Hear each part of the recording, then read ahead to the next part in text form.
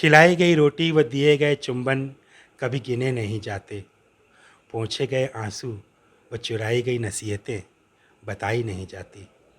भीगी हुई आत्मा को धूप में टांग कर सुखाया नहीं जाता। जिया हुआ प्रेम और सुना गया संगीत लौट के ज़रूर आते हैं। जिया हुआ प्रेम और सुना गया संगीत लौट के ज़रूर आते हैं। नमस्कार, आप देख रहे हैं इनसाइडर लाइव और मैं हूं आपके साथ कोमल। इस वक्त मैं कालिदास रंगालय में मौजूद हूं और हमारे साथ एक बहुत ही प्रसिद्ध कवि और लेखक मौजूद हैं जिनका नाम है गीत चतुर्वेदी। ये बिहार के रहने वाले नहीं हैं लेकिन बिहार आए हैं, वो भी बिहार दिवस के मौके पर। तो इनसे जानते हैं कि इन्हें बिहार आकर कैसा लग रहा है। सर, आपको बिहार आकर कैसा लग रहा है? मुझे बहुत अच्छा लग रहा है। ऐसा कहें कि ये हमारे साहित्यिक पूर्वजों की धरती है। भिखारी ठाकुर, विद्यापति, फणीश्वरनाथ, रेणु, रामधारी सिंह दिनकर, राजकमल चौधरी, नागार्जुन, ये सब हमारे जो साहित्यिक पूर्वज हैं उनकी धरती है ये।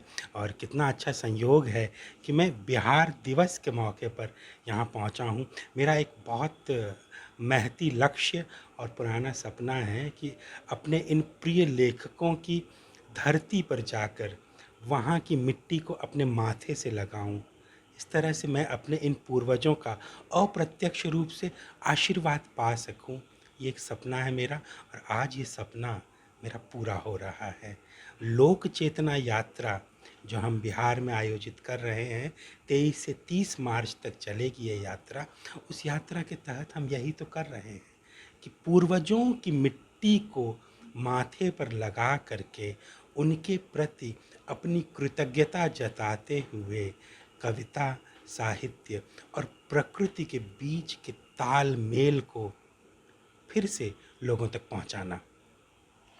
ओके सर, तो आप ये बता सकते हैं कि आप तो यहाँ के बहुत सारे जो लेखक हैं उनसे बहुत ही ज़्यादा प्रेरित हैं। ये तो आपकी बातों से हमें पता ही चल रहा है। तो क्या आपने इसकी शुरुआत, जो लेखनी की शुरुआत है, वो आपने कहाँ से की, कब की और कैसे शुरुआत की इसकी? मेरा जन्म मुंबई में हुआ। मेरी पढ़ाई, लिखाई, परवरिश, शुरुआती लेखन सब कुछ मुंबई में हुआ। 13 साल की उम्र में मेरी पहली रचना छपी थी। 17 साल की उम्र में पहली बड़ों की कविता प्रकाशित हुई। लेकिन ये जो बीच का समय था ना, ये मैंने पढ़ते हुए गुजारा था। तो उस ज़माने में कामायनी या रश्मि रथी, इनकी पंक्तियाँ ना मुझे कंठस्थ रहती थी। खैर, वो तो एक बार जब आप कविता के प्रेम में पढ़ते हैं तो कविता आपके पास इसी तरह से आती रहती है, इसी तरह से आपके साथ चलती है। लेकिन बिहार अपनी पूरी छटा के साथ, अपने पूरे वैभव के साथ और अपनी तमाम छवियों के साथ, यानी कहीं पर उस छवि को देखकर, पढ़कर हंसी आ जाती थी।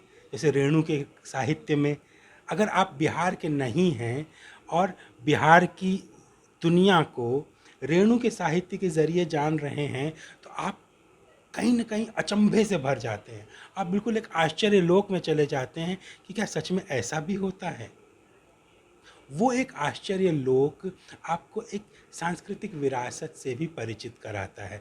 कई बार उसको हम लाइटर वीन में देखते हैं, तो कई बार उसको एक बड़े सांस्कृतिक विरासत के रूप में भी देखते हैं।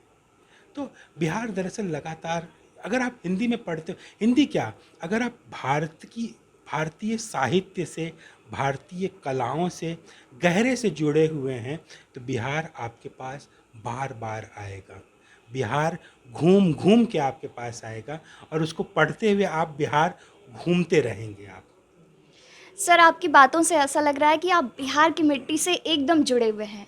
मतलब क्या कुछ ये फणीश्वर नाथ रेणु या और भी जो लेखक हैं उन्हें पढ़कर आप बिहार से इतने ज़्यादा प्रेरित हैं या फिर कोई और भी वजह है? बिहार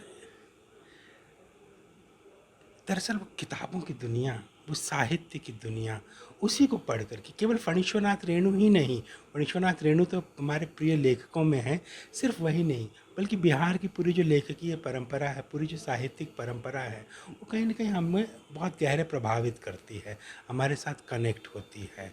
और हम ऐसा कहते भी हैं कि देखिए, बिहार को आप साहित्य के भीतर, हिंदी साहित्य के भीतर इतनी गहराई से पढ़ते हैं कि आपको कई बार लगने लगता है कि यही आपका असली घर भी है। ये बिहार को पढ़ते हुए या इन सारे लेखकों को पढ़ते हुए एहसास हमको होने लगता है। ये जुड़ाव इस स्तर पर जा कर के भी बनता है। सर, जो अभी आपकी किताब आई है उसके बारे में आप कुछ हमें बताएं। मेरी ताज़ा किताब है अधूरी चीज़ों का देवता। 2 महीने पहले आई है और बड़ी खुशी की बात ये है कि इन 2 महीनों में ही लगभग उसका पहला संस्करण पूरी तरह समाप्त हो गया है। कुछ एक प्रतियां हालांकि उसकी बची हुई हैं।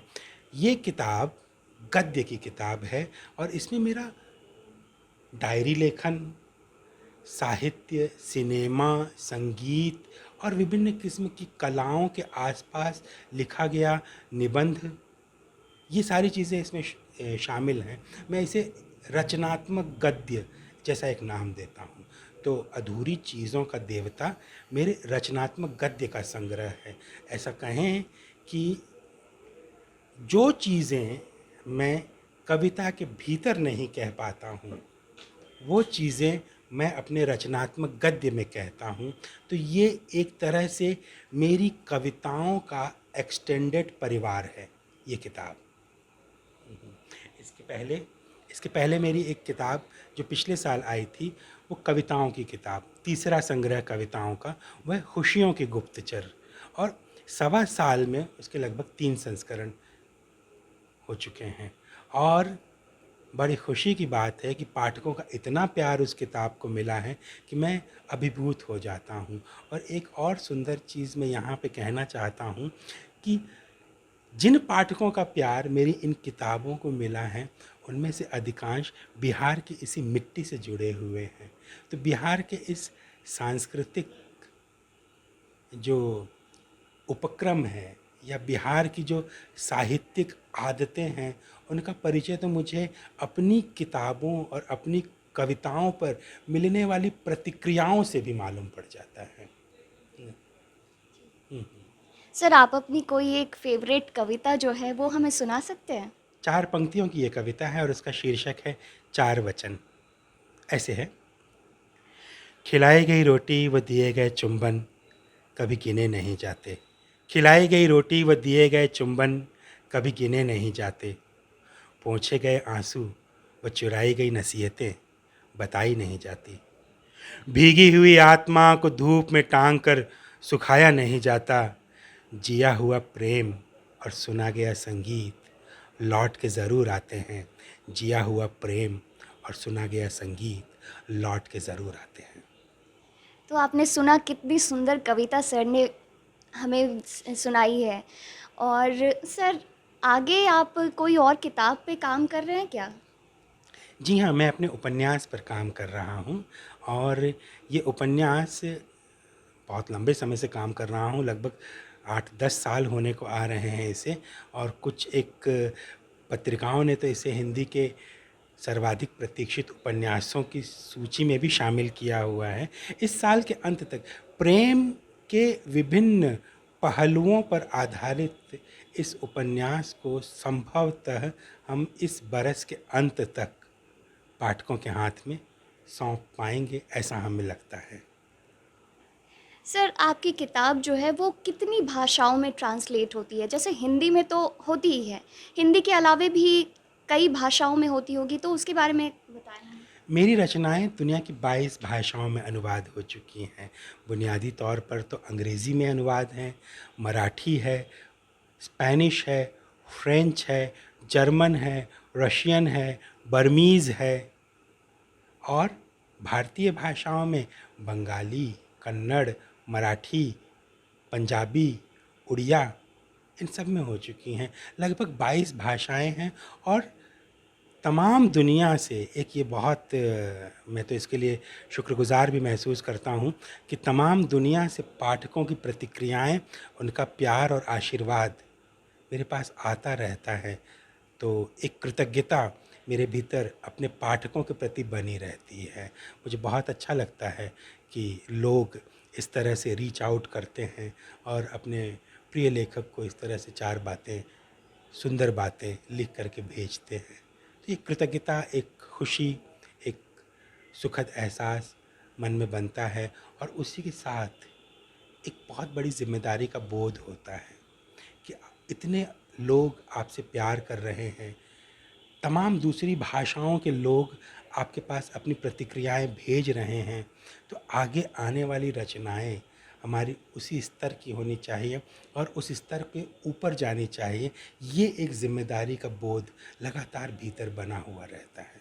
सर, आज बिहार दिवस है, तो बिहार दिवस के मौके पर बिहार वासियों के लिए कुछ कह दें। बिहार बहुत अच्छा काम कर रहा है, हर क्षेत्र में बहुत शानदार काम कर रहा है। सकारात्मक और नकारात्मक ज़िंदगी के हर क्षेत्र में होते हैं। यदि हम अपनी सकारात्मकताओं का विकास करें और उसे ज़्यादा से ज़्यादा लोगों के सामने प्रस्तुत करें, तो हमारी तरक्की, हमारा विकास कभी अवरुद्ध नहीं होगा। बिहार दिवस पे बिहार के लोगों को मैं यही कहना चाहता हूँ कि आप श्रम, बुद्धि और विवेक की अपनी सदियों पुरानी परंपरा, सदियों लंबी विरासत को कहीं से भी कमज़ोर न पड़ने दें। लगातार उस दिशा में अध्यवसाय करते रहें। दुनिया आपकी है। धन्यवाद सर, हमारे साथ जुड़ने के लिए। आप देखते रहिए इनसाइडर लाइव। चैनल को सब्सक्राइब कर लें और फेसबुक पेज को लाइक फॉलो ज़रूर कर लें। धन्यवाद।